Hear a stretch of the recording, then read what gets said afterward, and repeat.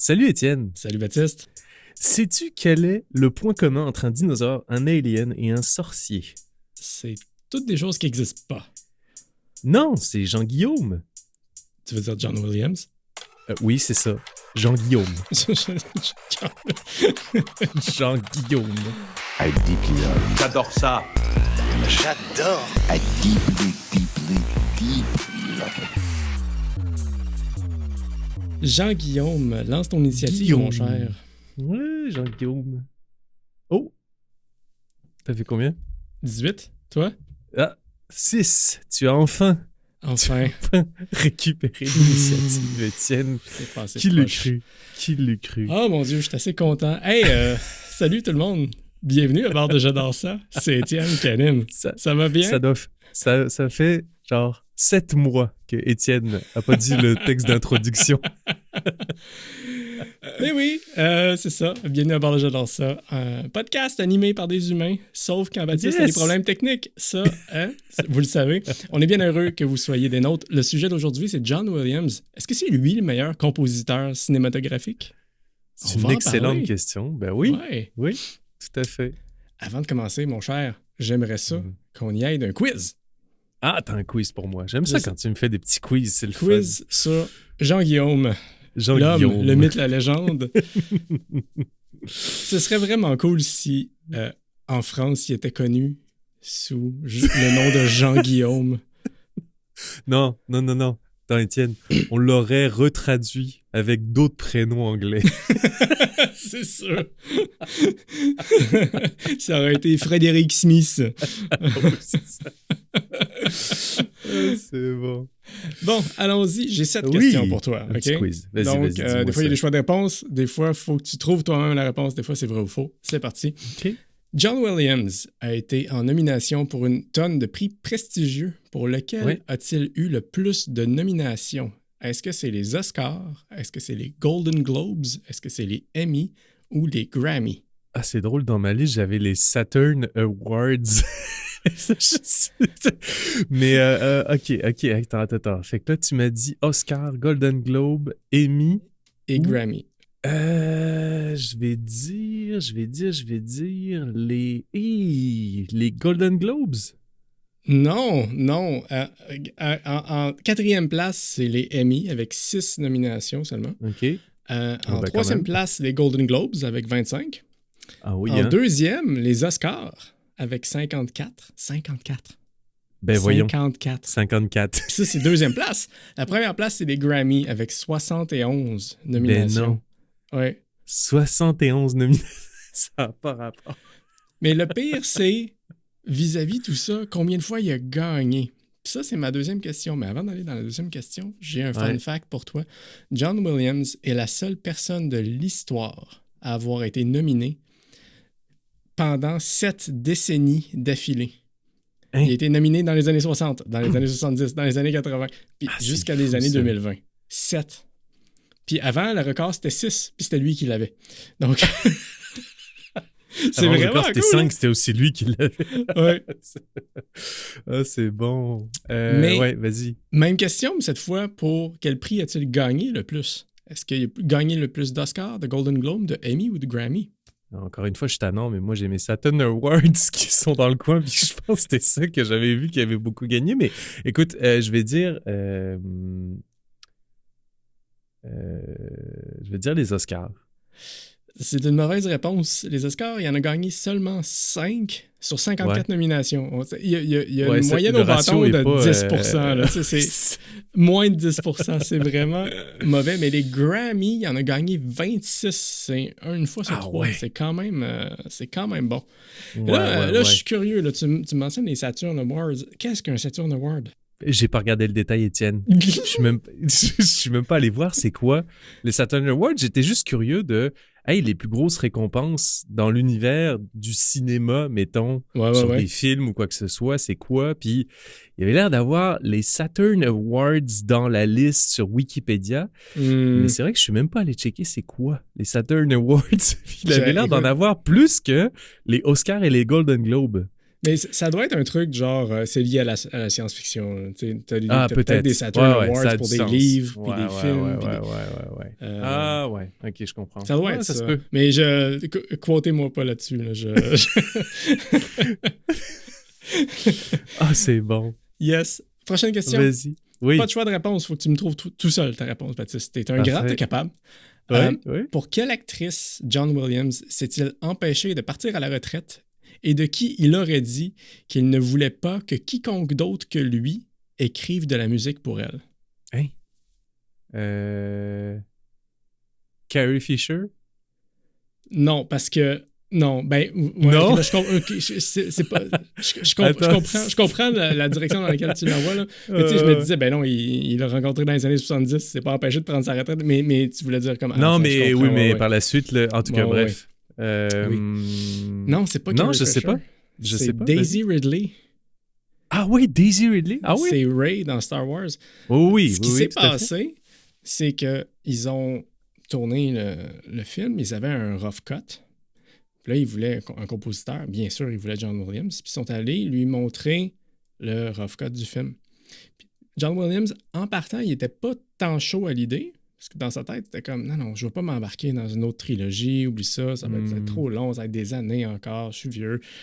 Ouais. Mais il a vu le film, et il a vu Daisy Ridley, et il s'est passé quelque chose dans sa tête, puis il s'est dit, non, il faut que ce soit moi qui compose pour elle.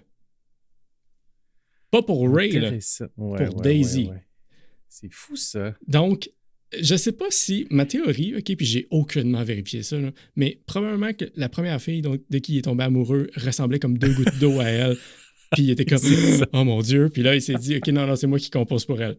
Mais ils ont développé c'était une amourette d'été impossible qu'il a jamais revue puis c'est elle. Mais ils ont une super amitié maintenant ces deux-là. Puis même c'est fou. Oui, John Williams a parce que tu vois, c'est pour ça que j'ai été avec Carrie Fisher. Je me disais, ça doit être quelqu'un de longue date, genre que cette personne-là, finalement rejoue dans un film vraiment longtemps plus tard, des décennies plus tard. Puis c'est comme John Williams, c'est comme au nom de toutes les aventures qu'on a eues ensemble, let's go, je refais des musiques avec toi. Mais non, je suis vraiment surpris de la réponse. Non, c'est surprenant. Hein? Puis c'est ça, John Williams a donné la partition originale, écrite comme la partition originale du thème de Ray à Daisy. Ah, wow. Puis j'avais vu un making-of de Force Awakens, puis Daisy Ridley était allée à l'enregistrement de la trame sonore, dont son thème à elle. Puis elle pleurait tout le long. Elle braillait, hein? Mais en même temps, elle pleure tout le temps. Elle a avoué elle-même, elle voit un lapin dans la rue, elle pleure. Bon. Prochaine question. C'est correct d'avoir des émotions, Daisy. T'as le droit. Oui, c'est correct. On aime ça, les émotions. Pour laquelle de ces trames sonores John Williams n'a-t-il pas gagné d'Oscar? Oh! Jaws, le premier Star Wars, E.T., Schindler's List ou le premier Harry Potter? Pour lequel il n'a pas gagné d'Oscar. Ouais. C'est ça que tu me dis? Attends, ça veut dire répète que les choix. Tous les choix là-dedans ont gagné un Oscar sauf un. C'est quand même Jaws, Star Wars, E.T., Schindler's List, Harry Potter. Harry Potter. Hey, j'ai le goût de dire Star Wars. Baptiste, je sais pas ce qui se passe ce soir, mais t'as que des mauvaises réponses pour l'instant. La bonne réponse était Harry Potter. Il n'a pas gagné d'Oscar. Ah ouais? Ben tu vois, j'hésitais entre les deux. En fait, je me disais, s'il y a bien un piège, c'est probablement sur l'une de ces plus grosses franchises-là que ça doit avoir lieu, tu sais. Mm-hmm. Mais OK, je peux comprendre. All right, tu vas peut-être pouvoir te reprendre. Nice. Vrai ou faux? John Williams aurait dit « Je n'ai jamais tant aimé la musique de film. La musique de film, peu importe à quel point elle est réussie, et elle l'est généralement pas, mis à part un moment de 8 minutes par-ci par-là, je pense juste que c'est pas ça de la musique. » Est-ce qu'il a dit ça, vrai ou faux? Ben ça sonne tellement gros que je vais dire vrai, venant de John Williams. C'est vrai. C'est fourette quand même.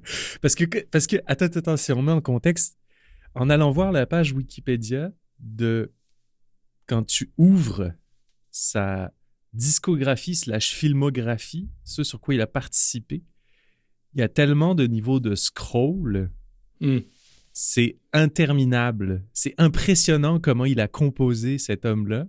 Ouais. Puis, il a pas... Ben, oui, il a composé beaucoup pour les films, mais il a aussi beaucoup composé en dehors des pièces, des affaires Oui, au début de sa carrière, etc. Fait que c'est juste tellement un grand compositeur, cet homme-là, mais de voir qu'il a autant dans sa filmographie puis qu'il a quoté ça, c'est quand même très intéressant. C'est le gars qui est le plus nominé aux Oscars de tous les temps. Puis les gars, la musique de film, c'est de la merde. C'est de la merde. C'est quand même drôle. C'est drôle. Mais bonne réponse, Baptiste, bravo. Yeah, j'ai un point. Un point. Quel est le nom complet de John Williams? Jean-Emmanuel Guillaume. Écoute, j'ai des choix de réponse pour toi. Okay? Okay, ça va t'aider parce que t'es proche, là, mais. Est-ce que c'est John William Williams?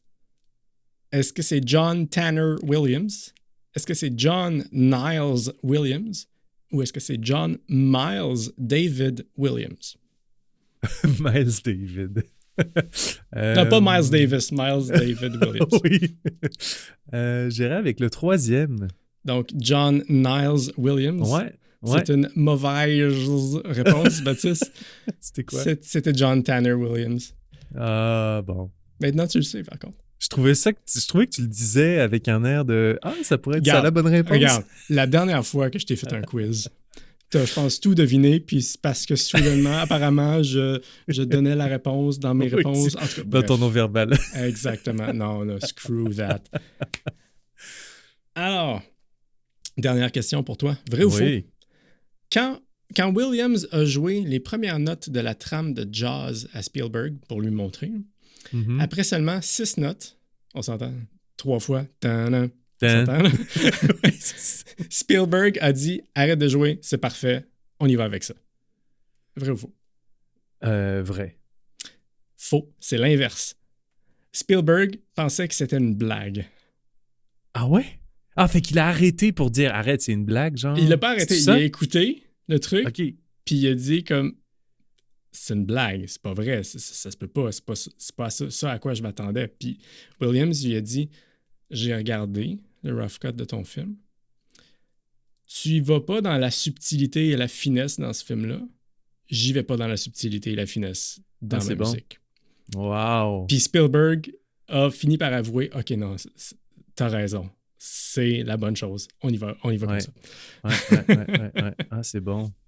Donc voilà. Wow! Merci pour ce quiz, Étienne. C'était le fun, même si j'ai été vraiment mauvais. Écoute, on peut y aller, mais j'irai avec un point de nos astronautes, celui de Gnolo. Gnolo sur notre Discord, d'ailleurs. Si vous voulez vous joindre à notre Discord. Si vous voulez aller sur Discord. Allez sur j'adore-ça-podcast.com, cliquez sur le lien pour vous rendre au Patreon et vous pouvez vous joindre au Patreon gratuitement. En faisant ça, vous allez avoir des nouvelles une fois de temps en temps de nous. Et également, vous allez avoir un accès à notre channel Discord. Donc, si vous voulez venir triper avec nous, continuer l'espèce d'acteur canciel qu'on est en train de faire. On est en train, sur le Discord, de trouver une chaîne d'acteurs qui se ressemblent tous. Pas tous, mais d'un à l'autre, ils se ressemblent, puis on essaie de se rendre le plus loin possible. À date, on est à 10. Juste 12, pour vous donner une petite idée, c'est parti de, je pense, moi qui ai dit que je trouvais que Hugo Weaving, qui vieillit, ressemble de plus en plus à Jared Harris. Ouais. Là, Étienne rajoute, moi je trouve que c'est Jeff Bridges. Kurt Russell et Jeff Bridges que je suis incapable de différencier. Puis là, j'ai dit, je trouve que Jeff Bridges, il a de plus en plus l'air de Josh Brolin, puis c'est parti de là. Fait que là, on a un acteur canciel et on va essayer de le rendre de plus en plus grand. Donc, joignez-vous à notre Discord. Et donc, sur notre Discord, Gnolo, un de nos astronautes, nous a dit « Est-ce que John Williams a eu du succès grâce aux énormes franchises pour lesquelles il a composé ou l'inverse? » Moi, je pense que... En fait, j'ai déjà une bonne idée, j'ai une opinion là-dessus. Mm-hmm. Premièrement, j'ai regardé... en quelle année Williams a eu son premier Oscar? qui est probablement, parmi la liste des Oscars, Golden Globes, etc., la récompense dans le milieu du cinéma la plus prestigieuse. Fait que je me suis dit, je vais aller checker, c'est en quelle année donc? 1971. Puis, c'était pas avec Spielberg, puis c'était pas avec les grands réalisateurs que ces réalisateurs-là ont fini par avoir beaucoup d'Oscars éventuellement, mais un peu plus tard. Puis souvent, des fois, avec justement avec la superbe musique de John Williams. Fait que, à la question, est-ce que c'est John Williams qui a contribué au succès de ces grandes réalisations-là ou l'inverse? Moi, j'aurais tendance à dire que c'est peut-être plus Williams qui a contribué au succès de. Puis, je vais même aller une petite coche plus loin. Je trouve que t'as beau avoir le meilleur acting, la meilleure mise en scène, le meilleur scénario, tout ça, sans la musique, ça serait fade. Puis, à l'inverse, je suis capable de ressentir une émotion en écoutant juste de la musique. Oui. Fait que je trouve qu'il y a quelque chose de très fort dans la job d'un compositeur musical quand il fait vraiment bien son travail pour rendre justice au film que tu es en train de regarder.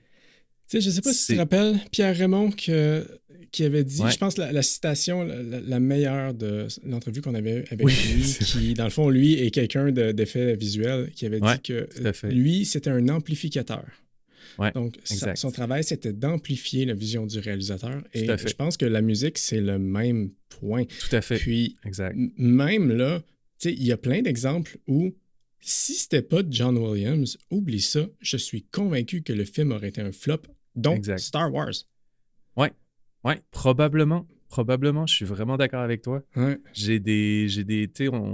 On s'était dit qu'on ferait un top de ce qu'on préférait dans nos trames, puis etc. Ouais. Puis dans ce top-là, si ça n'avait pas été la touche John Williams, je sais pas si j'aurais été si fan que ça de ces musiques-là, potentiellement par d'autres compositeurs qui auraient peut-être été un peu moins bons. Tu sais, je sais pas. Ouais. Fait que, non, il y a vraiment une touche que je me dis, moi, je pense qu'il a dû contribuer à pas mal de grands succès, cet homme-là. Ouais. Puis, je ferais même une passe vers... Parce que là, l'autre raison en arrière de cet épisode-là pour Étienne et moi, c'est que pour celles et ceux qui ne sont pas au courant, d'ailleurs, si vous alliez sur le Discord, vous le sauriez déjà d'avance qu'on est allé voir un concert de John Williams. Oh yes. Hommage à John Williams, pardon, à Québec avec Étienne.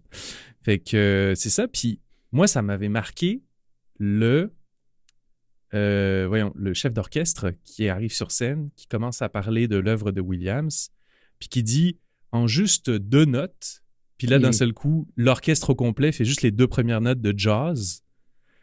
Puis c'est comme, c'est ancré dans la culture populaire tellement intensément, ces 2 notes-là. T'es comme, John Williams a fait une job de malade, tu sais. C'est excellent, là. Puis le pire là-dedans, c'est que jazz, je l'ai vu qu'une seule fois. Je m'en rappelle même pas tant de tous les détails du film, mais la musique, elle est partout. T'sais. Mais tu sais, c'est la même chose. Fais juste, même si c'est pas aussi iconique et aussi compris dans 2 seules notes, fais juste les 2 premières notes du thème de Harry Potter avec le même instrument. Oui, tout à fait. Tout le monde pense à Harry Potter. Ouais. Exactement. Tu sais, j'aimerais faire une parenthèse là-dessus.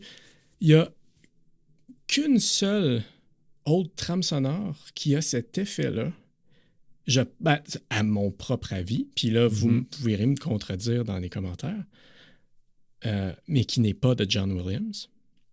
Puis c'est Retour vers le futur.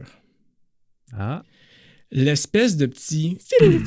Je suis pas capable de le faire, là, mais c'est un mélange entre... des genres de petites percussions métalliques avec, je sais pas si c'est de l'harpe ou quelque chose, une espèce de petit son de il y a un truc de voyage dans le temps, il y a un mystère que tu entends ça puis tu fais Retour vers le futur.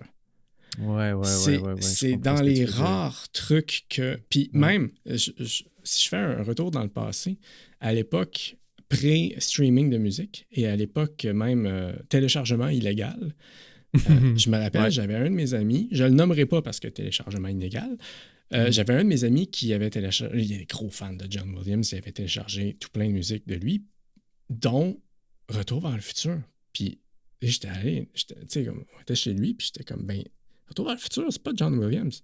Puis il était comme, ouais, mais regarde, c'est écrit sur le fichier, c'est John Williams, ça sonne comme, c'est lui, c'est sûr, c'est lui. Puis tu sais, c'est parce que Williams est capable d'écrire des thèmes qui sonnent comme un thème. Ouais. Tu sais, tu reconnais Superman, tu sais que c'est Superman. Mais pense-y, ouais. probablement qu'il y a beaucoup de films de cette époque-là qui ont été influencés par les succès de John Williams. Il y a peut-être certaines compositions qui sont sorties, puis c'était pas exactement du John Williams, mais ça s'en inspirait parce que ce monsieur-là a fait des grandes choses, tu sais. Ouais. Fait que peut-être qu'il y a un lien quand même avec John Williams à quelque part, là, même si c'est pas lui qui l'a composé, tu sais. Mais j'aime ça, moi. J'aime ça reconnaître un thème. Puis c'est ce que je trouve un peu dommage avec tout l'univers cinématique de Marvel. Mm-hmm. C'est que, tu sais, OK, chante-moi la chanson thème de Thor, Baptiste. Incapable. Bon, vas-y avec celle de Captain America. Incapable. Vas-y avec Iron Man. Incapable.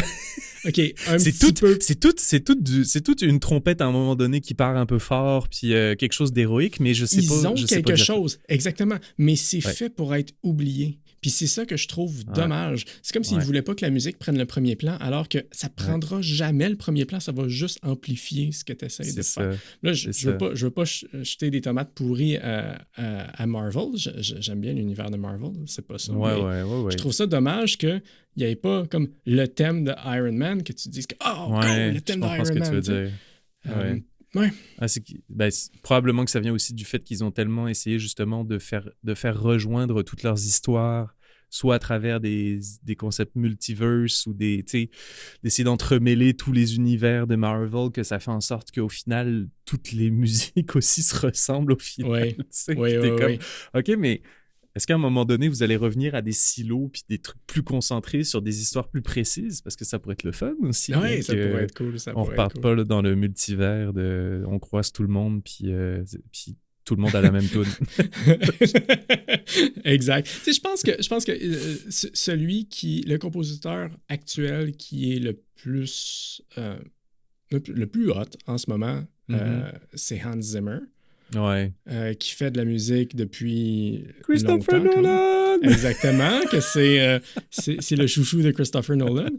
Mais tu sais, Hans Zimmer, lui aussi, il fait pas nécessairement des thèmes, mais il y a une signature auditive avec sa musique. Donc, tu sais, Dune, t'as comme... puis une espèce de chant pas possible. Puis t'as Inception avec le gros horn qu'ensuite, tous les autres ont essayé de copier. Même Interstellar, c'est lui aussi, je pense. Ouais. Cette soundtrack-là est juste folle raide, là. C'est excellent. Là. Sherlock Holmes, c'était lui, avec Robert Downey Jr., c'était lui. Ah, c'était excellent. Quoi d'autre? Je veux dire, Pirates des Caraïbes, officiellement, c'était pas lui. Mais officieusement, c'était lui. Ah oui? Oui. Je savais pas ça. Ah ouais, hein? Il y a toute une histoire avec ça, Baptiste. Oh, intéressant. Ça sera pour un autre épisode. On pourrait se faire un épisode Pirates des Caraïbes. Ça fait longtemps que j'ai pas... Ça serait cool, ça. Oui, je suis d'accord. Mais ouais, le concert. Le concert de John Williams. On est allé voir ça, Étienne et moi. Ouais. Déjà, peut-être pour vous mettre en contexte, on était au Grand Théâtre de Québec. Mm-hmm. On était... je pense qu'on était quand même bien placés.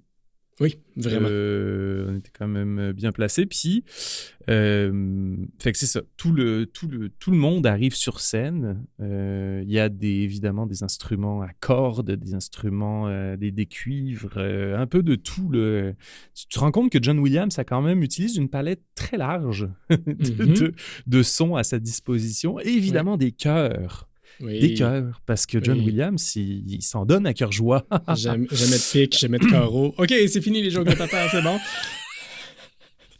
Baptiste, on l'a sorti de notre système, là, c'est correct. mais fait que c'est ça. Fait que là, tous ces gens-là arrivent, tout ce monde-là arrive, ils se mettent en place. Là, il y a le chef d'orchestre qui arrive aussi, qui explique justement comment ça va se passer. Puis finalement, c'est comme c'est en deux parties, finalement, ce concert hommage-là qu'on l'a vécu. La première partie, c'est sur plein d'œuvres très connues de John Williams, puis surtout plus du début de sa carrière. Fait que, bon, on pourra y retourner, mais tu sais, justement, Jaws était là-dedans. Indiana Jones. Il y On a avait, vécu regarde, du Jurassic Park. On a vécu du E.T. Oui, c'est ça, j'ai tu as le pamphlet. J'ai le Et voilà. programme. Donc, il y avait E.T., Il faut sauver le soldat Ryan, Superman, Les Dents de la Oui, Mer, c'est ça. le monde Jurassique. Ouais. Maman, j'ai raté l'avion, La liste de Schindler, Les aventures de l'Arche perdue. C'est ça. Les aventuriers de l'Arche perdue, pardon. Indiana Jones, en gros. Tout à fait. Puis Puis Star Wars et Harry Potter, ouais. C'est ça. Puis en deuxième partie, il nous faisait justement des thématiques plus connues de Star Wars puis de Harry Potter. Mm-hmm. Fait que c'était vraiment plus... c'était découpé comme ça. Puis c'était super cool. La première partie, je sais pas comment toi tu l'as vécu. Moi, il y a des moments où, évidemment, je reconnaissais très vite... Ben, en plus, il s'amusait à jouer avec les lumières, qui était quand même cool. Là. Tu sais, ça te donnait un petit indice, genre, il mettait une ambiance lumineuse qui fitait un petit peu avec, tu sais, mettons, du jaune et du rouge pour Superman. Ou, tu sais, ils essayaient de mettre des indices lumineux qui venaient avec la trame sonore, fait que c'était nice. Mais il y a des moments, Étienne, où j'étais perdu parce que je connais évidemment pas toutes les trames sonores, puis je connais pas non plus, mettons, tu sais, t'as des tracks, mais t'écoutes rarement la track au complet pendant un film. C'est souvent plus des bouts ou des affaires de même. Ouais. Puis en écoutant les tracks complètes, il y a des moments où j'étais perdu. Puis j'étais comme... Je trouve que en ce moment, là, je sais plus entre ces 2-3 films-là dans lesquels je suis. Je pense il y a eu quelques moments comme ça où je me disais, ces sonorités-là, tu vois, je trouve que ça pourrait aller dans tel film. Je sais plus où est-ce que je suis. Mais ça, je sais pas si tu te rappelles au début du concert, puis je sais pas si c'est pertinent pour l'épisode, mais bref, il nous avait dit comme, on va retourner dans le passé et on va refaire la carrière de John Williams, une phrase comme ça. Et que nous, je me rappelle, on en a parlé après, on avait interprété comme, ils vont faire en ordre chronologique. Et donc, quand ils ont joué la deuxième, tu sais, ils ont commencé par E.T., puis ensuite, ils ont fait Saving Private Ryan. Je m'excuse, mais quand ça a commencé... Saving Private Ryan, c'est proche de nous, là. Mais c'est quand même plus proche que plus loin, puis c'est encore drôle. On est vieux. C'est les années 2000. C'est pas 99? Ah oui, c'est-tu? Peut-être, je sais pas. En tout cas, c'est pas loin des années 2000. Dans ce coin-là. Non, je pense que t'as raison. Début 2000, si c'est pas... Puis tu sais, je veux dire, ça sonne militaire. Oui. Ça sonne une espèce de trompette tout seul, puis la caisse claire. Puis ça peut être dans n'importe quel film. C'est vrai que ça pourrait être dans n'importe quel film de militaire là, où il y a juste un drapeau américain qui est en train de se dresser sur le camp, mettons, américain. Tu sais, tout le monde a joué cette tune-là dans les années 90 ou 2000. Exact. Puis tu sais, même que le militaire comme ça, c'était pas mal la spécialité de Hans Zimmer. Oui. C'est vrai, t'as raison. Oui, d'ailleurs, quand j'aimais beaucoup ces trames sonores-là qu'il faisait Zimmer, puis quand je suis allé voir, on en a parlé tantôt, Sherlock Holmes, à la fin, au générique, j'étais comme, OK, c'est qui a composé cette musique-là? C'est débile. Puis j'ai vu Hans Zimmer, j'ai dit, non, c'est pas lui.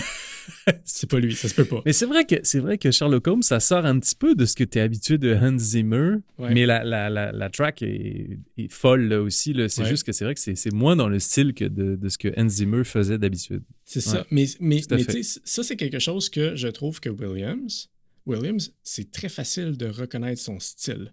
Ouais. Il y a un style très... Ça, c'est du John Williams. Ouais. Sauf exception. Schindler's List, par exemple. Oui, c'est vrai. Ben, même, tu vois, c'est drôle, là, je le dirais pas parce que ça fait partie de mon top 3, fait que je le mentionnerai pas tout de suite, mais je trouve qu'il y en a certains des films pour lesquels il a composé. Quand tu écoutes la soundtrack, t'es comme, ben...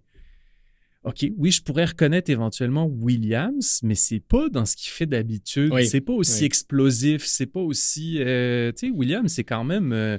ça y va, là, il y a beaucoup d'instruments qui jouent en même temps, puis des fois, c'est très doux, mais c'est fort. C'est souvent fort, la musique de Williams, tu sais. C'est ça. Il y en a un en particulier là, dont je veux parler dans mon top 3, justement, que je trouve ça cool que ça soit pas le même genre de musique dont on est habitué de Williams. Mais bref. Puis...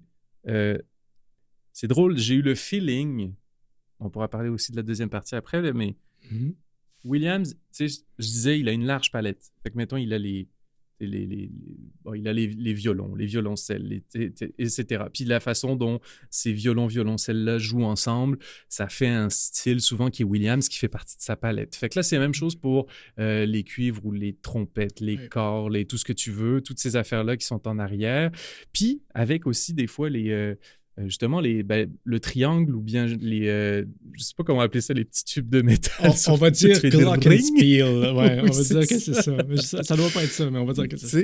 Puis il y a tous ces éléments-là que je me dis, OK, ça c'est finalement, c'est toute la gamme de Williams avec laquelle il aime jouer. Ouais. Mais ce que je trouve très cool là-dedans, c'est que dans des œuvres beaucoup plus récentes, comme Harry Potter, tu te dis, OK, c'est justement les petits triangles, les petits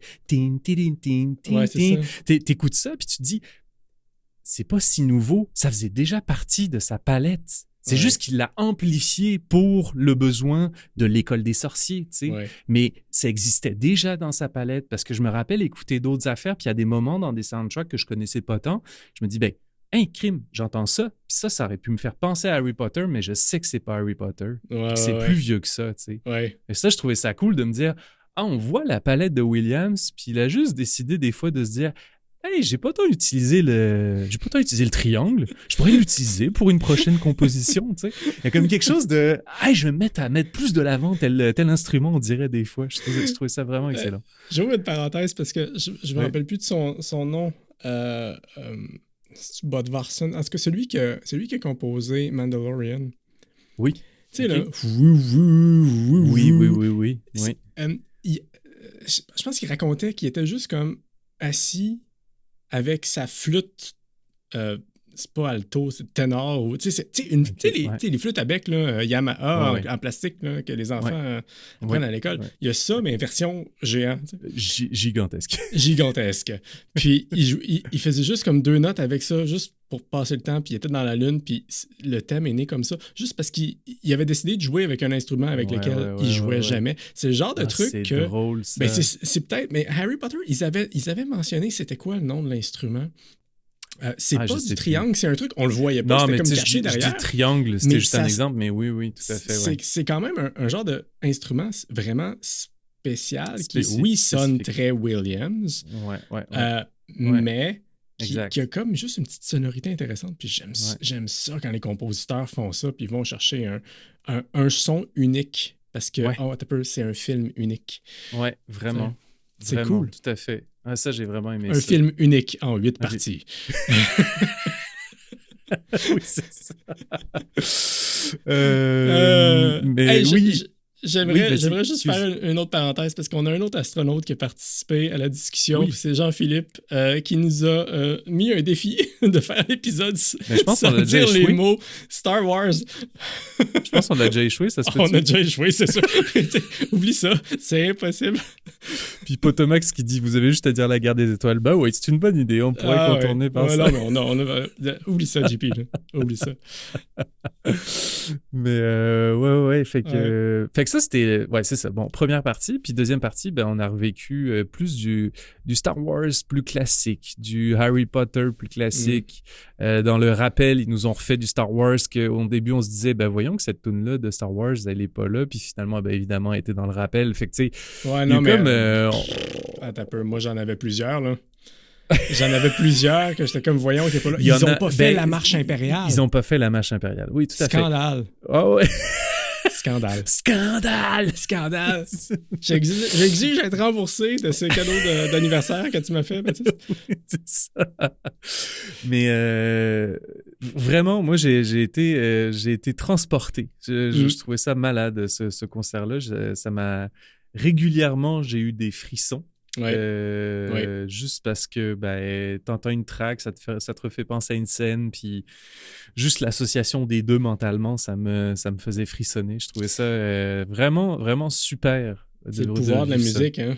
Ah, c'est malade. C'est excellent. T'sais, on parlait, là, on avait déjà parlé à un moment donné dans le seul épisode sur la musique qu'on ait fait avant ça. Sur les expériences communes de musique dans une salle, justement. Puis c'est drôle parce que je pense qu'il y avait une expérience qu'on a vécue avec certaines personnes autour de nous. Pendant la première partie, il y avait beaucoup de monde qui regardait leurs pamphlets pour voir c'était quoi.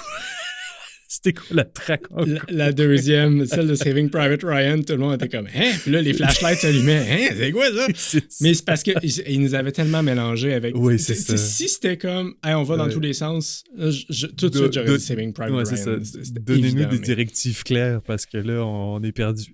Exactement.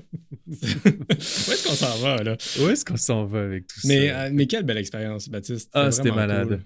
C'était malade. Tu sais, la fin, quand la chorale embarque pour chanter Duel of the Fates. La chorale de genre l'Université Laval ou un truc comme ça, là. Ouais. Je trouve ça cool aussi qu'ils aient du monde d'ici là, pour faire ça. Là. C'était vraiment génial.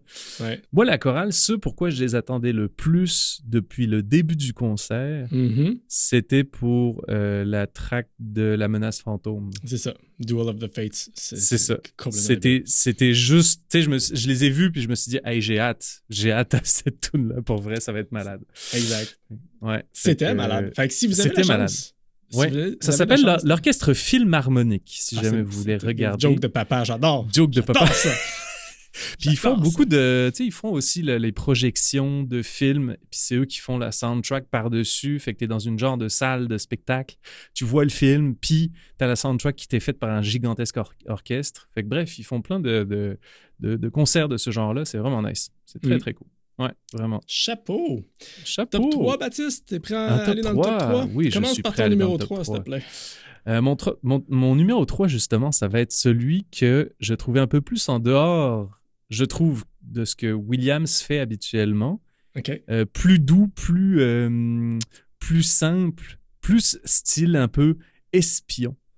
Catch Me If You Can. Oh! Puis c'est drôle parce que Catch Me If You Can, je l'avais déjà sorti dans tu sais, quand on faisait les tops de Spielberg. Oui. Fait qu'évidemment, bon, il y a des choses qui se recoupent un peu avec le top de Spielberg, mais j'ai repensé à ça puis je me suis dit, ah ouais, Catch Me If You Can, j'aime particulièrement le oui. Tu sais, c'est tout le long du film, c'est ça qui t'accompagne, mais c'est comme ça fit parfaitement avec l'espèce de un semi-suspense. C'est pas un thriller, mais tu sais, c'est comme il se passe toujours un peu des trucs, il manque toujours de se faire un peu attraper, puis là il se fait attraper, puis il s'enfuit, puis il joue des rôles, puis tout ça là, cette soundtrack là, elle fit parfaitement avec ce film là. Puis c'est pas ce que Williams et qui est excellent, mais Williams, quand t'écoutes ça, c'est comme ça me semble, ça sonne pas exactement comme les plus grands Williams que j'ai déjà écoutés, tu sais. Je suis d'accord. Ouais. C'est ça. Fait que ça, je trouvais ça cool aussi, un petit truc qui sort du lot comme ça. Ouais. Ah, c'est... Puis d'ailleurs, si vous avez jamais vu ce film-là, qu'est-ce que vous faites? Ouais, qu'est-ce que vous faites? Arrêtez-vous. Ah ben attendez. Non, finissez l'épisode de J'adore ça. Après ça... finissez l'épisode, abonnez-vous, laissez des likes, des étoiles. Allez sur le Discord, participez. Dites-le à vos amis. Après ça. Et ensuite, Catch Me If You Can. Parfait. Je pense qu'on pourrait établir un template de to-do list de choses que tu as à faire quand tu les écoutes, après que tu les as écoutées. C'est ça, on a des idées pour vous. On a beaucoup d'idées. Mais toi, ton numéro 3, mon cher Étienne? Indiana Jones. Principalement Indiana Jones et la dernière croisade. Ah ouais, hein? Ouais. Il y a quelque chose dans cette trame sonore-là. Tu sais, j'ai pas de track en particulier. Là. Le thème est magnifique. Le thème d'Indiana Jones est parfait. Mais la musique, je trouve, dans ce film-là, rehausse le sentiment d'aventure. Ça sonne très Williams. Okay? Tu peux pas sonner plus lui-même que ça. Mais il y a quelque chose de... Tu sais, à un moment donné, Indiana Jones, il se bat sur un bateau qui est en train de se faire déchiqueter par une hélice d'un paquebot. Puis la musique vient comme aider les punchs. Puis ça fait pas cheesy. Ça fait pas... Tu sais, c'est juste... Ben, les punchs font cheesy, là. Avec les crochets. Tu sais, un peu de travers de Harrison Ford. Mais la musique vient...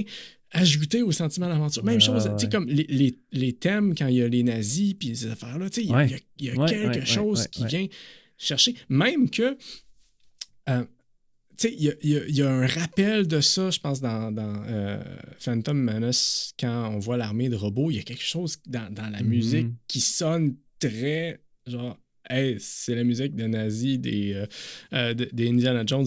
Mais bref, il y a quelque chose qui c'est bon, là. Ouais, C'est juste bon. je comprends ce que tu veux dire. L'aventure rend la musique meilleure, l'action rend la musique meilleure, et la musique rend l'aventure et l'action meilleure. La belle synergie. La belle synergie. Synergie complète et totale. C'est malade. Quelque chose.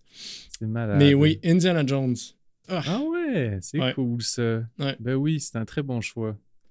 Un excellent choix. Numéro 2. Mon numéro 2, je vais juste dire... Happy Rutter. Happy Rutter. Happy Rutter. Ou Harry Crotter, comme Harry dirait Homer Simpson dans la version française. Happy Crotter. Happy Crotter. Ouais. Spider cochon. Ok, non, bon. t'as peut-être raison, c'est peut-être Harry Crotter. Ouais. Oh, oui. C'est ça que je disais tantôt. Je pensais pas qu'on allait le finir, mais bon, merci Étienne d'avoir complété la phrase. Avec la voix de Homer de France. Ouais, oui, c'est ça.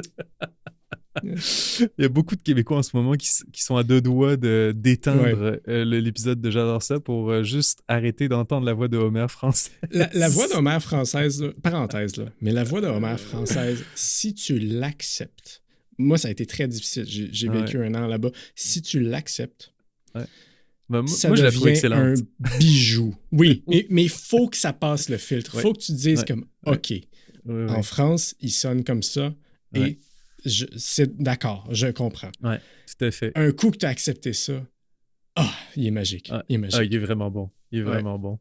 Ouais. Mais là, c'est ça, il y a beaucoup de Québécois qui sont pas encore d'accord. En ce moment, tout le monde, en ce moment, dans leur voiture, sont comme non, Étienne. Non. Pourquoi les gens nous écoutent en voiture, Étienne? Parce que c'est pratique. Oui, c'est vrai. Ils se mais dirigent peut-être en marchant. Peut-être en marchant. Peut-être en courant. Qu'est-ce que vous faites? OK, bon. Donc, Harry Potter. Oui, Harry Potter. Ouais. Ben, c'est ça que je disais tantôt.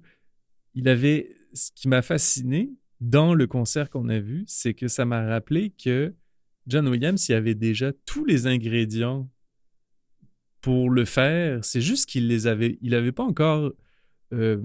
mettons, dans sa pile d'ingrédients, il n'avait pas encore décidé qu'il allait prendre plus de ces épices-là pour faire cette recette-là. Ouais.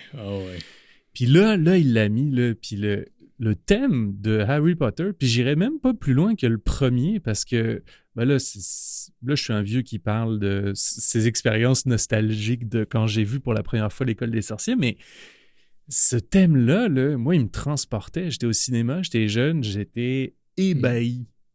Devant ce thème-là. Puis la musique dans Harry Potter, on disait à quel point la musique c'est important. La musique dans Harry Potter, elle fait tout.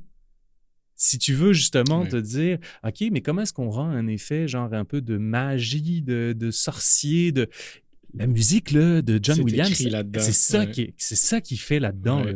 Tu l'entends, la magie. Là, fait que c'est... Ouais. Harry Potter, là, je me disais, je peux pas passer à côté de ça. Là. C'est mainstream, mais c'est super bon. C'est vraiment bon. Ouais. Tu sais, ma fille a pas encore vu les films, mais elle connaît le thème. Ah ouais, hein? Faut le faire.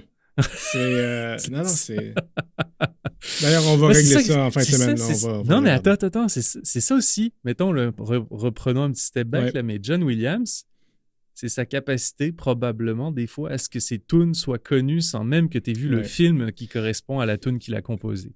Mais John Williams, on a parlé de Back to the Future avec Alan Silvestri tantôt. J'aimerais rajouter Klaus Badelt, même si c'est pas lui qui l'a fait en tant que tel, puis que c'est Hans Zimmer, mais Pirates des Caraïbes, ça est un autre thème que j'essaye tant bien que mal de l'apprendre à l'accordéon. Mais tu sais, ça en est un autre que je jouais, puis j'ai un ami de mon fils qui est descendu dans le sous-sol, puis qui m'a entendu jouer, puis qui a dit comme « Ah, Pirates des Caraïbes, ça, j'aime ça, cette musique-là. » Mais tu sais, c'est un enfant, là, puis le film est sorti avant qu'il soit né, puis... Oui, c'est ça. La musique vient, tu sais...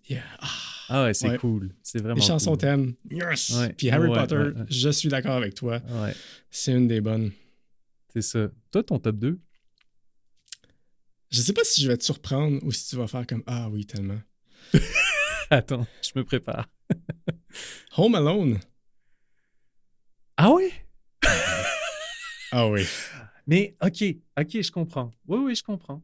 Je le savais là, que c'était John Williams, mais ma première réaction fut mais il me semble qu'il y a des tunes de John Williams qui sonnent, je veux dire, en lien avec des films qui sont plus épiques que Home Alone. Ouais. Mais ma deuxième réaction fut oui, mais Home Alone, pour moi aussi, ça a été un classique de temps des fêtes, en famille, pendant des années. D'ailleurs, nous, c'est Maman, j'ai raté l'avion. Oui, exactement. C'est ça, nous aussi.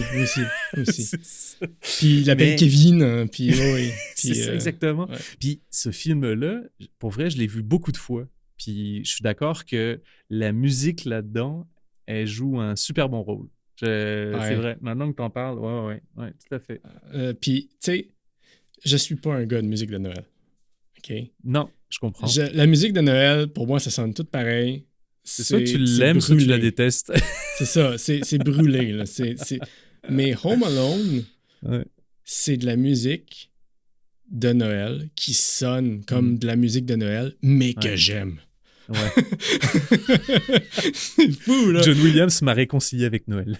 Ouais, ben exact. T'sais, j'entends ça, puis j'ai le gros sourire. Là. Je vois comme Marvin puis Harry se faire éclater la tronche en plein dans ma poire, Marvin. Puis, tu sais, juste par la musique, juste par le... Tu sais, c'est pas un des thèmes qui est marquant, mais juste dans Home Alone 2, quand Kevin il est en train de faire préparer son plan puis ses pièges puis tout, puis tu sais, l'espèce de musique qui joue derrière ça, il y a un montage, tu sais, donc qui dit montage dit musique, mais cette trame sonore là en tant que telle, là, je l'ai dans la tête des fois, puis elle joue en boucle. On dirait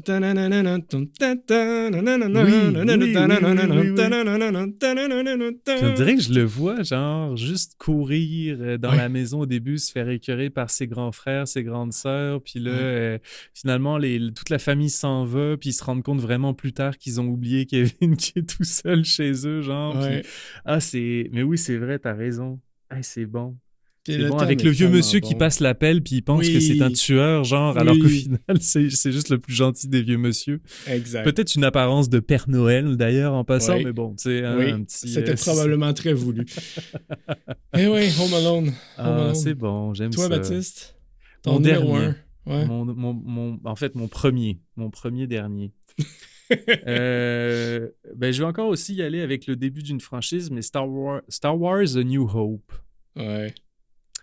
Particulièrement A New Hope. Puis là, bon, tu peux après ça extrapoler avec, il y a les tunes, mettons, de la cérémonie à la fin qui est très connue, puis bon, le thème classique de Star Wars, puis etc. Mais moi, là, celui qui m'avait fasciné, je sais pas pourquoi je trouvais ça si contemplatif et si beau, c'est Luke Skywalker devant le Binary Sunset. Oui. Qui d'ailleurs, des fois, se fait appeler The Force Theme. Oui, le thème de la force, oui.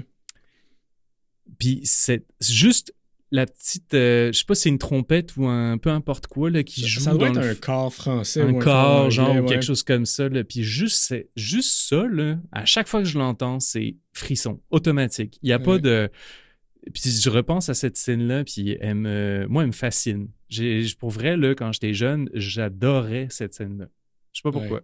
Il y a quelque chose de Luke Skywalker, l'outsider, le gars qui n'a pas réussi à être pilote comme ses potes, tu sais. Je sais pas, il y avait tout ça, là. C'était beau, là. C'était une belle évolution de personnage, Luke Skywalker, là, dans le premier. Puis je trouve que ce thème-là, en particulier, tu sais, justement, c'est un instrument. On s'entend le corps français de même, le corps anglais, je sais pas lequel des deux, une espèce de... qui sonne comme quelqu'un qui joue dans une trompette, enfermé dans un garde-robe, entouré de vêtements. Là. C'est ça. Tu sais, ça va quand même te chercher comme étant un instrument qui est très seul. Oui. Tu sais, puis Luc est seul comme ça, puis c'est un thème, puis ça va te chercher. Oui, c'est ça, pis, exactement. Soudainement, t'as tout l'orchestre en arrière qui vient qui arrive. Ramasser le corps, puis qui vient pousser. Puis qui pousse vers la vue sur les deux soleils, puis t'es comme, oh my God, c'est grandiose. Moi, je me dis, c'est la force qui va chercher Luke Skywalker pour le projeter de l'avant dans son propre thème, puis qui va amener D'ailleurs, son faut pas destin. qu'il se fasse tu sais. projeter trop fort parce que sinon, il se fait Ouais. envoyer. Exactement. Dans les oreilles. Mais oui, Mais, c'est bref, vrai ouais. que c'est un beau thème. C'est J'y ai vrai que c'est un beau repensé, thème. tu sais, je me suis dit, bon, c'est sûr que dans mon top, il y a Star Wars. Puis là, je Ouais. repensais à tous les Star Wars. J'étais comme, le premier, ouais, vraiment, tu sais, c'était le début de quelque chose. Puis là, je repense à cette scène-là, puis je fais, OK, non, c'est sûr que c'est mon top 1. Je peux pas le mettre ailleurs. C'est mon truc préféré de John Williams, définitivement. Ouais, Ah, hands il down. y en a tellement des bons. Tu sais, on fait un top Ouais. 3, mais ça prendrait un top ouais. 72. là, tu sais, c'est- C'est Ah. ça. Puis toi, ton top 1? Ben, moi aussi, c'est Star Wars, c'est sûr. Ah, Désolé, JP, moi, c'est on a dit lequel? Star Wars 28 fois à date. Oui. Ben, ça dépend. Si j'ai à choisir un film, je dois y aller avec Empire Strikes Back. Mais le pire, c'est, OK, mettons que j'aurais eu à faire un ranking de Ouais. mes soundtracks de John Williams sur Star Wars, Empire Strikes Back arrivait directement après. Ouais. C'est sûr que oui. Mais C'est tellement bon, Empire Strikes Back. C'est oui, il y a fou, la marche impériale. Mhm. OK, c'est excellent. Oui, mais On c'est n'a pas pas- juste ça. On n'a Non, pas besoin d'en non, parler ouais. plus. C'est... Ouais. Vous savez c'est quoi? C'est excellent. Tan, tan, tan, tan, tan, tan, tan, tan. Bon, OK. Mhm. Je viens de la saboter. C'est pas grave. Mais la musique de la bataille du début, la bataille de Hoth, Oui, dans la neige. oui, tellement. Ça, là. Puis surtout, si t'as... Quand ils envoient les genres de voyons, Les Snow harpons, Speeder, là, ou Ouais, je sais pas trop exactement, quoi, ouais. là, tu sais, qui cherchent Han Solo. Puis, man, la musique, t'as tellement raison sur Hot, elle est malade. Sur Hoth, elle est très haute.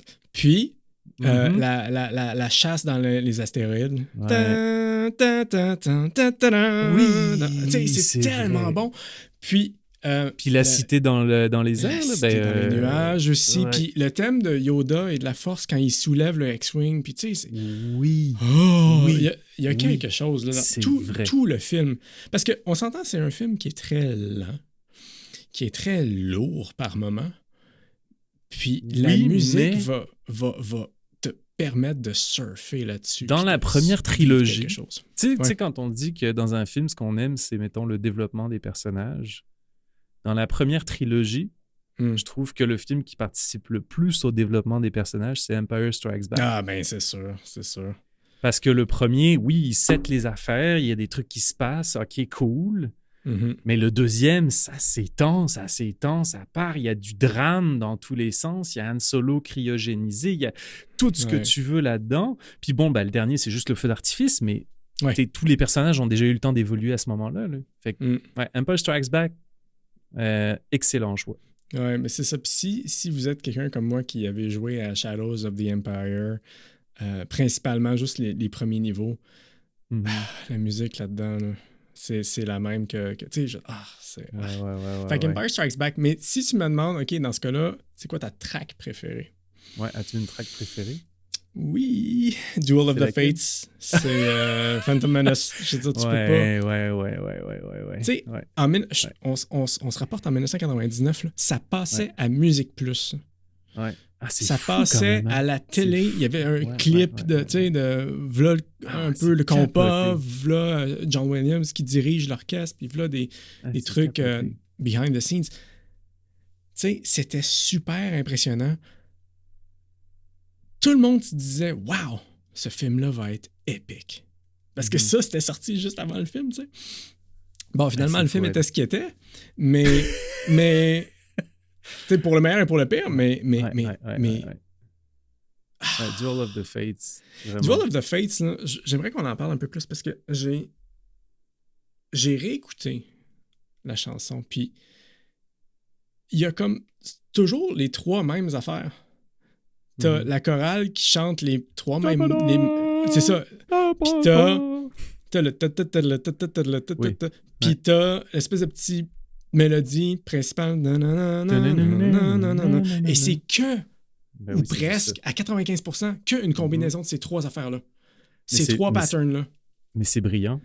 C'est brillant parce que, comme avec le thème de la force qu'on disait, comme ça commence seul et finalement ça se fait ramasser par un tsunami, tu sais, Mhm. là, ça commence, ça build up, il y a un instrument qui s'ajoute, il y a la chorale qui s'ajoute, puis à un moment donné, ça devient tellement chaotique que tu as des notes qui se mettent à pas fausser, mais tu as une espèce un peu de distorsion dans certains des accords, puis ça s'écroule.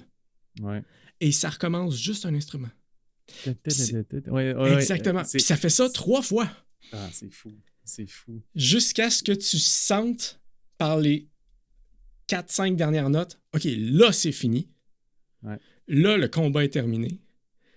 Et là, enfin, on a l'équilibre et c'est le silence et ça finit là. Il y a une histoire qui est racontée dans cette musique-là qui est pas par nécessairement la mélodie, mais plus par l'exécution et la somme de toutes les choses et surtout le fait que justement ça build up, ça tient pas en équilibre, ça s'écroule, ça le fait une deuxième fois et là il y a un genre de petit ils partent dans une autre direction là, justement ils quittent les 3 notes, ils quittent les trucs puis mais ça s'écroule quand même puis à la fin ça fonctionne.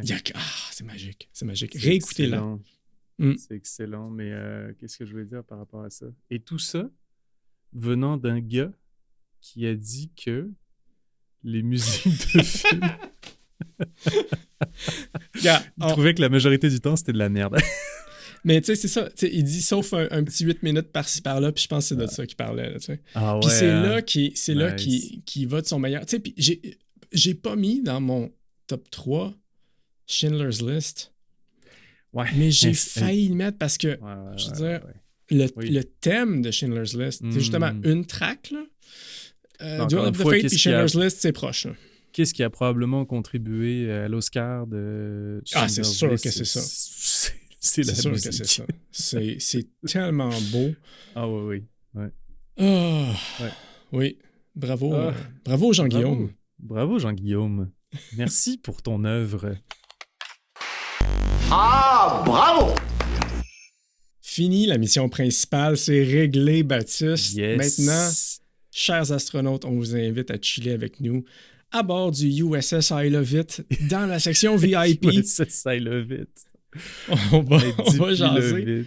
Heidi Love It. On va jaser des choses qu'on a découvertes ces derniers mois, Baptiste puis moi. On n'est pas au courant de ce qu'on va dire l'un l'autre, mais on va peut-être parler d'un film, d'une série, d'un jeu vidéo, d'un board game. Baptiste, j'ai l'initiative pour une fois. J'aimerais faire un update. Oui, vas-y. J'ai parlé le mois dernier de Silk Song, que j'avais joué à Silk Song. D'ailleurs, je l'ai mentionné avec la voix de Denis Villeneuve, si vous avez manqué ça. J'ai pogné une conséquence à mon initiative. C'est excellent. J'en suis à 36 heures dans ce jeu-là. 36 heures dans ce jeu-là. 36 heures de bonheur. Ah oui, hein? Encore. C'est un chef-d'œuvre. Puis, tu sais, on pourra faire juste une petite prédiction là, de jeu de l'année, là, parce que je pense que le temps qu'on enregistre notre prochain épisode, les Game Awards vont être passés. Ça s'en vient, les Game Awards. Moi, personnellement, il n'y a rien qui bat Silk Song cette année. Je sais là, que Expédition 33 va gagner. Je sais. Probablement, mais tu sais, après ça, on peut faire nos guesses sur quels seraient les autres grands nominés qui pourraient essayer de rafler quand même de quoi, là. Mais je veux que Silk Song gagne quelque chose. Je comprends. Tellement bon. Là. Je comprends. Mais moi, je t'avais déjà dit, je t'avais déjà parlé de Split Fiction. Ouais. Moi, je veux qu'il gagne plus que le meilleur co-op game parce que c'est sûr que celui-là, ils vont le gagner. Mais j'aimerais ça qu'il gagne plus de C'est cette année, Split Fiction? Ouais. Split Fiction il est sorti en début d'année. Je leur souhaite vraiment de gagner des beaux prix parce que très beau jeu. Vraiment multiplayer, ils vont sûrement gagner multiplayer. Ouais, c'est ça. Fait que, tu sais, mais après ça, je me dis, mais au-delà des co-op et multiplayer qui sonnent un petit peu comme des prix secondaires, mettons. Ouais. Tu sais, si tu te rends à, peut-être Game of the Year, OK, mais ça peut être d'autres affaires, genre sur le scénario, sur les gameplay, mechanics, toutes ces affaires-là, ça, c'est des belles récompenses aussi. Là. Fait que, bref. Je pense que musique clair-obscur, même si Silk Song pas loin tant qu'à moi. Oui. Non, d'après moi, clair-obscur va rafler. Clair-obscur risque de l'emporter. Ouais. C'est surtout que c'est niaiseux parce que c'est un peu... des fois, les Game Awards, ça sonne un petit peu celui qui réussit à faire quand même la meilleure campagne de PR. C'est comme les Oscars. C'est la même chose que les Oscars. Parce que, tu sais, Baldur's Gate 3. Mm. C'est un excellent jeu. Ouais. Mais le studio Larian sont particulièrement bons pour faire parler d'eux en bien. Mhm. Fait que tu sais, je me dis, je pense que ça a dû jouer dans le fait que le jeu est devenu ultra connu, puis qu'il y a plein de monde qui adorait, puis etc., parce que le studio est sympathique, puis parce que le grand dirigeant, il arrive dans les événements en fucking armure, tu sais. Ouais. Tu sais, il y a quelque chose de sympathique là-dedans. Fait que, Tout à tu sais, fait, tout à fait. je pense que quand tu joues la grosse game de PR, ça se peut que tu emportes le Game of the Year. Ouais. Ça. Bref. Non, ça se peut très bien. Mais tu sais, mm. cette année, on s'entend, c'est stacked. Là. Il y a Ah ouais. Donkey Kong, il y a C'est vrai, il y a tout ça Kingdom aussi, Come hein. Deliverance 2. Ouais, puis ouais, il y en a ouais, plein là, que j'oublie, là, mais que Ouais. j'avais vu la liste des jeux qui étaient sortis cette année. Quelle année exceptionnelle. Ah ouais, c'est C'est malade. fou. C'est Mais fou. je- C'est là que je... Ouais, vas-y. Je voulais juste faire une petite parenthèse parce que dernier épisode, j'ai dit que le studio qui avait fait, Team Cherry qui avait fait Silksong était juste 2 gars. Correction, ils sont 3. Je me suis trompé de 50% des effectifs. C'est une grosse erreur que j'ai faite, je voulais le mentionner. C'est bon. Merci, Ouais. Étienne, de la rectification. Donc voilà, je voulais juste dire Silksong, j'en suis à 36 heures et je suis encore à 36 l'acte heures. 2. Puis semble-t-il que les gens qui complètent le jeu, ça prend 60. Ah bon, c'est bien, Ouais. t'es un petit peu plus loin que la moitié. Mais je savoure chaque moment, mon cher. C'est bien, c'est bien. De mon côté, j'ai commencé Breaking Bad, Oh! Hey! que j'ai jamais vu. Hey! Ouais.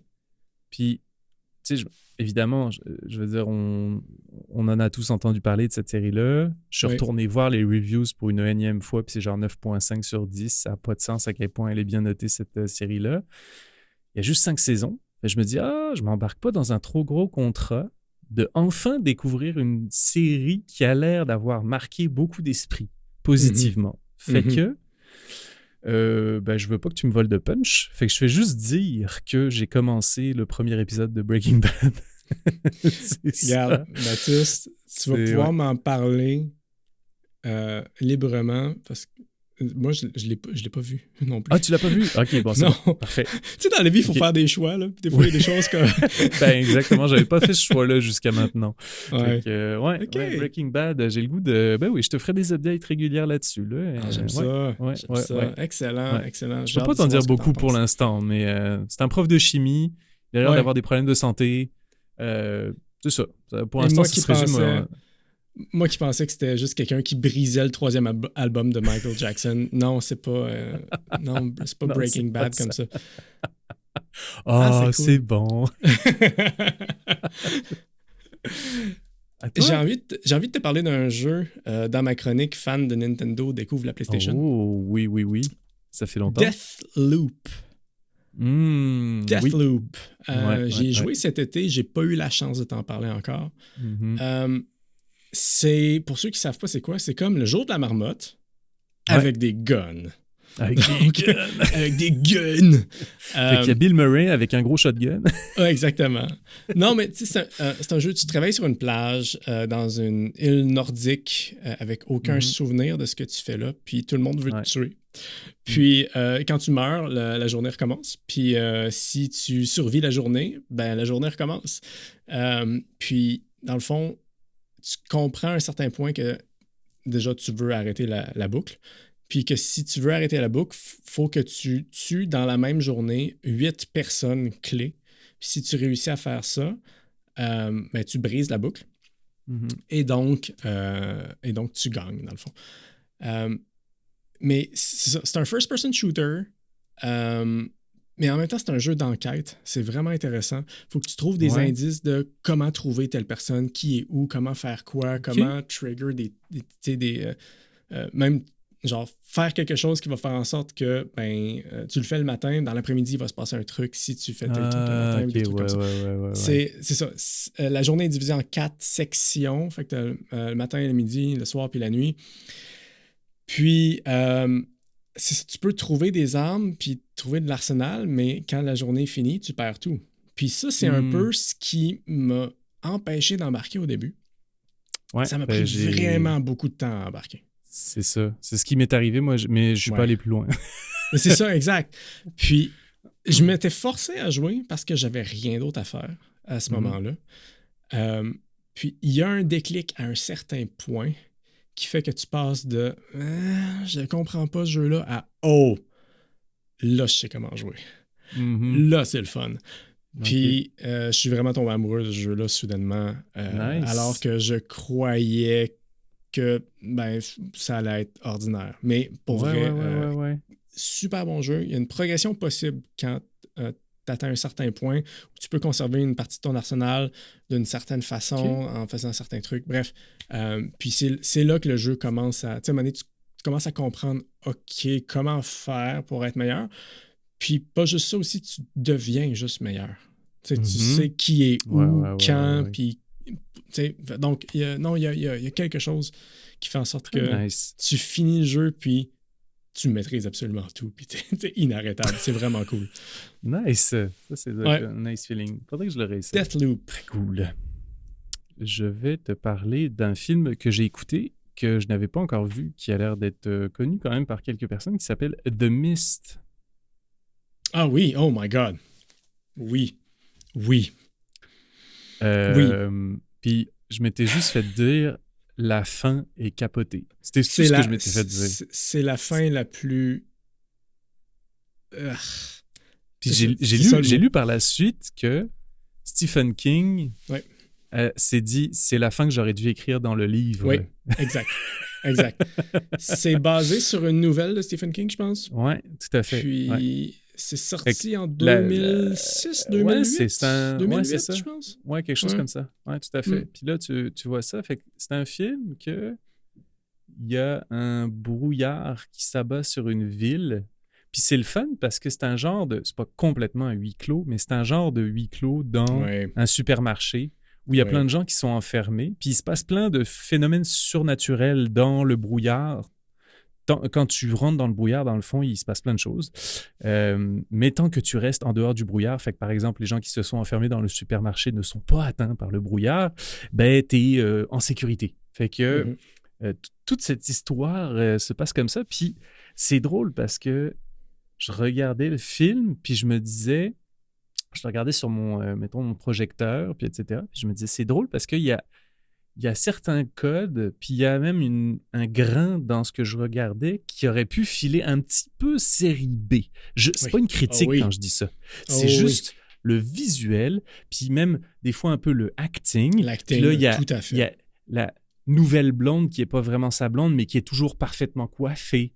Puis là, il y a, à un moment donné, ils essayent de combattre des genres de semi-chauves-souris mutantes, puis il y a un gars, genre, il s'allume la mop, puis il se met en feu lui-même, puis t'es comme, mais c'est trop gros, ça, c'est trop caricatural. Il y a aussi la folle religieuse qui réussit à amasser une troupe de... Tout ça, c'est comme, mais c'est super bon. C'est super bon. Puis l'intrigue, en passant, l'intrigue tout le long, malgré le fait de ce petit feeling de série B, l'intrigue est vraiment bonne. Les effets spéciaux sont quand même bons pour l'époque. Je dirais pas que le CGI est encore... on est capable de faire beaucoup mieux aujourd'hui. Non, ça tient pas la route aujourd'hui, mais je me rappelle qu'à l'époque, c'était quelque chose. Oh c'est vraiment bon. Puis... Fait que là, tu as tout le surnaturel. Tu comprends qu'il y a peut-être un lien avec des expériences militaires, évidemment. Il y a une base militaire qui est pas loin de la fameuse ville où il se trouve. Fait que là, bon, bref, il se passe plein de choses. Puis finalement, ils essayent de quitter, de partir. Ils essayent de trouver une voiture pour s'en aller puis essayer de s'enfuir du brouillard. Puis là, je vous raconterai pas la fin parce qu'elle vaut vraiment la peine d'être vécue puis d'être vue, cette fin-là. Mais elle est très surprenante. Puis Baptiste, dans le fond, toi, tu savais qu'il y avait une fin. Oui, puis si c'était à refaire, j'aurais aimé ne pas savoir que... Mais là, tu viens de le dire à tout le monde. Oui. En fait, tu sais, c'est drôle. Tu sais, c'est comme dans les trucs où, mettons, tu te fais dire qu'il va y avoir une apocalypse ou bien que tu vas perdre un être cher, fait que tu fais tout pour ne pas le perdre, puis finalement, c'est ça qui arrive. Ouais. C'est ce que je viens de faire. Je voulais vous sauver de cette surprise-là. Puis je suis en train, finalement, de vous vendre un peu le punch. Bref. Mais oui, c'est vrai, t'as raison. Bref. Mais c'est un excellent film. J'ai vraiment aimé ça. Ouais. Moi, j'avais aucune idée. Tu sais, tout le long, j'ai regardé ce film-là, puis j'étais comme... Ouais, c'était ordinaire. C'est quand même juste un bon divertissement. Ouais, c'est ça. Tu sais, mais c'est comme, OK, je m'attendais à mieux, puis le film finit, puis je fais comme, OK, il n'y a rien qui va battre cette fin-là. Cette fin-là, c'est... Oh my God. Puis même, des fois, je flâne sur Reddit, puis à chaque fois que quelqu'un pose la question dans le subreddit sur les films, movies, hey, un film qui a une fin... Une fin qui tu te dis comme « Oh, ça c'est une fin ». Le premier qui est toujours mentionné, c'est toujours The Mist. Toujours. Avec raison. Oui, c'est ça. C'est ça. C'est impressionnant quand même de te dire « OK, le scénario tout le long, c'est juste un bon film de divertissement. » On dirait qu'ils ont tout mis le paquet dans trouver une super bonne fin. Puis c'est ça qui est arrivé. C'est excellent. Genre. Le reste, ils ont fait comme « Hey, tu sais, le gars roux dans American Pie, là, le Steve Meister, prenez ce gars-là, OK? Il va être dans le film. Là, les gars, on avait 20 millions de budget pour le film. On en a passé 19 millions sur la fin. Dans des échanges de scripteurs puis de tout. Fait qu'il nous reste juste 1 million pour tout le reste du film. Fait que arrangez-vous. Je me suis trompé. C'est le Shermanator. C'est le gars, c'était le Shermanator. OK. Oui, dans American Pie. Bref, ce gars-là est dans ce film-là. Mais oui, c'est vraiment ça. Là. Ils ont mis le paquet à la fin. C'est exactement ça. Mais c'est très, très bon. J'ai vraiment aimé ça. Toi? Je vais y aller. J'ai 2 choix. Je vais y aller avec une série. J'ai regardé une série qui s'appelle A Man on the Inside, un homme à l'intérieur. Mais en français, ça a un autre nom, Espion à l'ancienne ou Espionnage à l'ancienne ou un truc comme ça. C'est fait par Michael Schur, le gars qui est derrière The Office US, The Good Place, Parks and Recreations, Brooklyn Nine-Nine.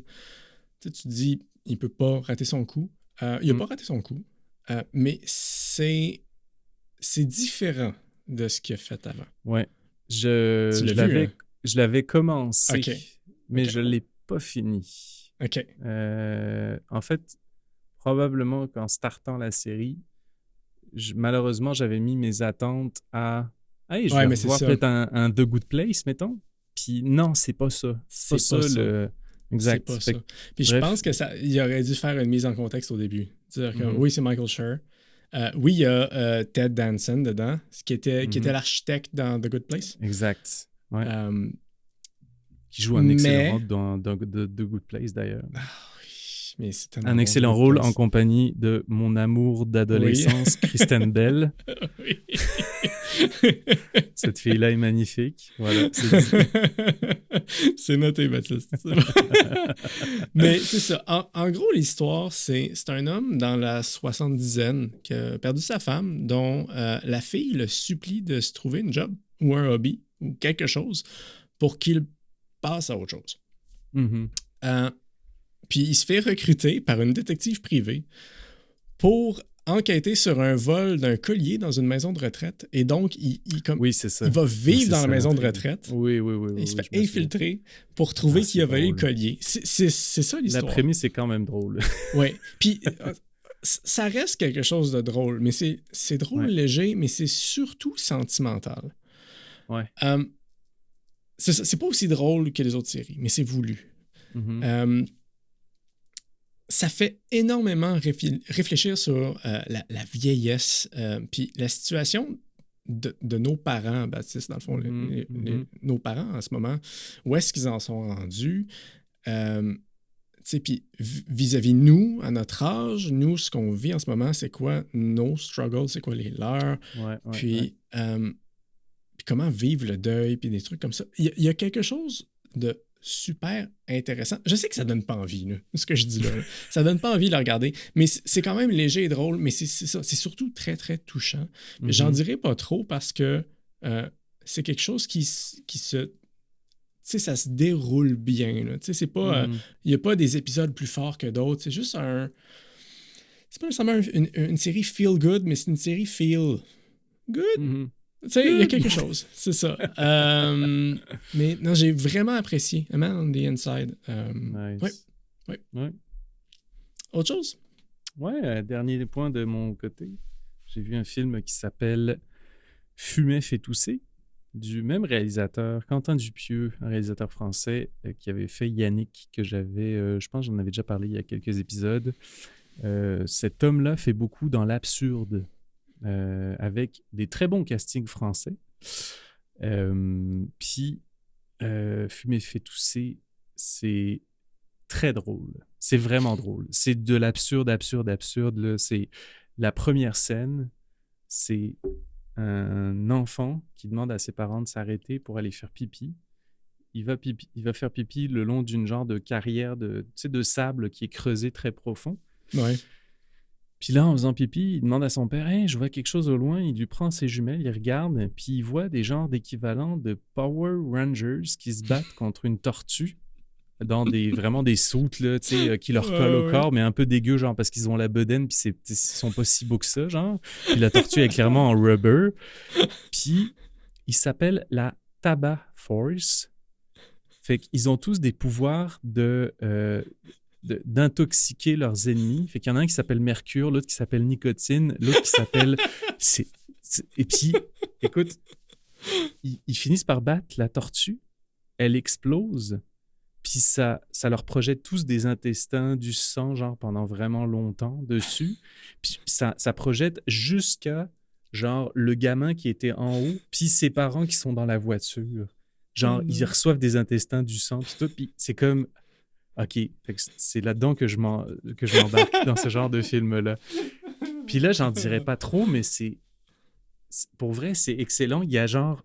je pense il y a un équivalent un peu de... C'est pas un maître Splinter, mais c'est un rat qui se bave dessus, qui est dégueulasse, qui est une marionnette. Puis la voix, c'est juste Alain Chabat. Juste chill. Juste la voix chill de Alain Chabat, mais sur un rat qui est vraiment dégueulasse, genre. Puis c'était comme, c'est lui le chef, genre, de la Tabac Force, qui leur parle toujours par intercom, puis par, tu sais. Puis t'es comme, OK, je regarde ça, d'accord, parfait. Puis là, à un moment donné, ils se mettent dans une game ils se racontent chacun des histoires, soit qui font peur, ou etc., puis des trucs. Puis à un moment donné, il y en a un qui pêche un brochet, puis le brochet se met à raconter une histoire. Il est en train de se faire griller, puis il dit « Hey, j'ai une histoire à vous raconter, moi aussi. » Fait que là, le brochet raconte son histoire, puis l'histoire est finie coupée parce que le brochet est mort à force de se faire griller sur le barbecue. Fait qu'il peut plus raconter son histoire. C'est juste ça tout le long. C'est excellent. Pour vrai, écoute, c'est pas de... Comment je dirais? C'est pas de l'absurde où t'es juste perdu puis que t'es comme constamment what the fuck. C'est de l'absurde qui te fait rire parce que, en tout cas, moi, ça me fait rire, ce genre d'absurde-là. Mais bon, ça rejoint peut-être pas tout le monde, mais j'ai trouvé ça excellent. Fait que Fumer fait tousser. Wow! Comment peux-tu séparer chaque mot un à un de ce titre-là, s'il te plaît? Fumer fait tousser. Fumer fait tousser, ouais. OK, fumer fait tousser, d'accord. Ouais. Je sais pas si c'était comme meuf. Fumeuf. Et je sais pas. Ouais, c'est ça. OK. Fumer fait tousser, d'accord. Ouais. J'aime ça. Sinon, rapidement, de mon côté, j'ai fait un rattrapage de films qui étaient comme ça. Ça faisait longtemps là, que j'aurais dû regarder ces films-là. Dead Poets Society, avec le fils de John Williams, Robin Williams. Tellement. C'est pas vrai que c'est le fils de John Williams, mais c'est pas grave. Là. Avec Robin Williams, Ethan Hawke. Un film similaire, Good Will Hunting, que j'avais toujours pas vu. Tu l'avais pas vu non plus? Fait que là, tu t'es lancé dans les films avec Robin Williams, dans le fond. Ben, c'est l'épisode de John Williams. Je me suis dit... Oui, c'est ça. Allez, Robin! Fait que t'as vu aussi Dr. Patch ou t'as vu... Non, Patch Adams, non, mais ça, j'avais déjà vu Patch Adams, mais ça fait très longtemps, donc je me rappelle plus de grand-chose. Mais sinon, bref, deux excellents films. Je suis vraiment content de les avoir regardés. Oui. Surtout Good Will Hunting, Dead Poets Good Will Society. Hunting, là... c'est bien, mais... Matt Damon, spot on. Ouais. Vraiment spot on. Ben, Robin Williams aussi, là, Ben Affleck aussi, puis etc. Mais Matt Damon, jeune dans ce film-là, il est excellent. Ouais. Il est vraiment excellent. Ça a été écrit par Damon, puis ah ouais? Oui. Affleck? Puis Affleck, puis C'est fou, ça. à Je l'âge savais qu'ils pas. avaient, là, Hey, man, c'est il y a ok, quelque ouais. chose. Il y a une maturité dans la façon de voir les choses dans ce film-là. Ouais. Puis eux, ils étaient comme, quoi, ils avaient comme 18 ans, 19 ans, 20 ans, je sais pas. Ouais. Tout jeune, puis non, c'est impressionnant. C'est super impressionnant. Un autre film qui fait réfléchir sur la vie, en général, un peu dans le style Man on the Inside, mais beaucoup plus léger. About Time, qui est une je pense pas que comédie j'ai vu. romantique, mais c'est surtout juste une comédie touchante Ok. avec Donald Gleason, qui est General Hux dans Star Wars 789. Ah, ok, Puis Rachel McAdams, Oui. qui est Rachel McAdams. Mhm. Bon, c'est ça. Oui, si. Attends. Il n'y a pas... C'est-tu dans lui... C'est dans lui que Ah non, c'est- Rachel McAdams est la blonde d'un gars qui voyage dans le temps. Oui, c'est ça. Mais en même Oui. temps, c'est dans 4 films différents que Rachel McAdams Oui. est la blonde Oui, d'un parce gars qu'il qui y a- voyage dans le temps. Il y a aussi genre Time Traveler's Wife, je Ouais. pense. Puis, Oui. en tout cas, Puis, Rachel il y a- McAdams a toujours été castée pour être la blonde de oui, du gars qui voyage elle dans ne le temps. voyage pas dans le temps. Qui, elle, qui ne n'est pas au voyage pas dans le courant, temps. Ouais. mais qui est Rachel McAdams. Fait que tu la veux dans ton film. Tu parlais de la fille dans The Good Place, toi, là? Ben, c'est Oui, ça. Ouais. voilà. Ouais, non, c'est super bon. Dans le fond, c'est un gars qui peut retourner dans son passé pour changer les choses quand il veut. Ouais. Il a juste besoin d'être Ouais. dans le noir puis de serrer les poings. C'est un peu débile.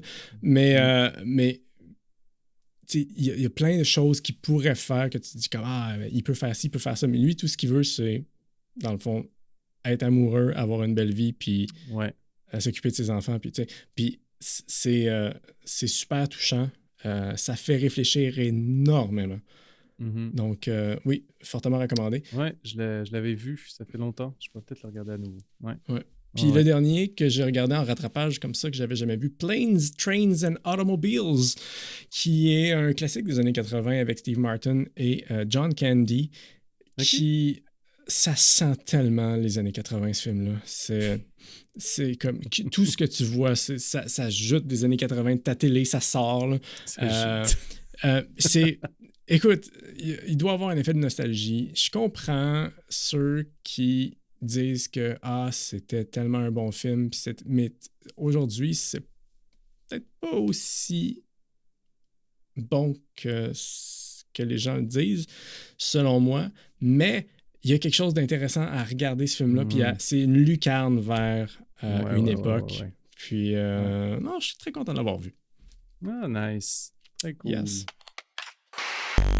Aye, Captain. Merci à tout le monde d'avoir été avec nous pour cet épisode. Vous avez aimé ça? Vous avez aimé ce que vous avez entendu? Hey, il y a plusieurs façons de nous aider, d'aider le podcast, d'aider un podcast d'ici. Yes, vous pouvez vous abonner pour ne rien manquer. C'est gratuit. Puis nous, ça nous permet de rester connectés avec vous autres. Fait que vous pouvez aussi laisser un petit 5 étoiles, un pouce en l'air à quelque part, un petit commentaire. Ça fait toute la différence. Une énorme différence. Puis si vous voulez aller un peu plus loin, on a une page Patreon qui donne accès au Discord. C'est une belle façon de soutenir le podcast tout en accédant à du contenu qui est exclusif. Vous pouvez vous inscrire gratuitement et avoir accès au Discord et à nos publications. Il y a aussi un abonnement payant de 2$ par mois pour nous soutenir, nous donner un autre petit coup de pouce de plus justement, puis obtenir le statut de capitaine. Yes. En échange, on vous mentionne à chaque fin d'épisode, on vous permet aussi de poser éventuellement des questions personnalisées quand on a des invités avec nous. Nos capitaines ayant droit à leur mention, on a notre cher Jean-Philippe, également Hugo, a.k.a. The Norse, puis Antoine. Donc, merci à vous, chers capitaines, de nous soutenir. Tous les détails sont sur jadorsapodcast.com. Et sur le site, vous allez trouver aussi tous les liens pour nous écouter. On est sur Spotify, Apple Podcasts, YouTube Music, Audible, Amazon Music et plein d'autres. Puis comme toujours, le meilleur moyen de nous faire découvrir, c'est de sortir un gros ghetto blaster dans la rue. Partez l'épisode, puis là, c'est sûr qu'il y a du monde qui va embarquer avec vous autres à nous écouter. Fait que si vous connaissez quelqu'un là, à qui cet épisode ferait plaisir, que ce soit dans un Ghetto Blaster ou non, partagez-le. Un fan de John Williams, hein? Ça serait cool. Merci C'est clair. encore les astronautes d'être à l'écoute. Et on se retrouve très bientôt dans un prochain épisode. Bye! Salut Étienne. Bye. J'adore ça. J'adore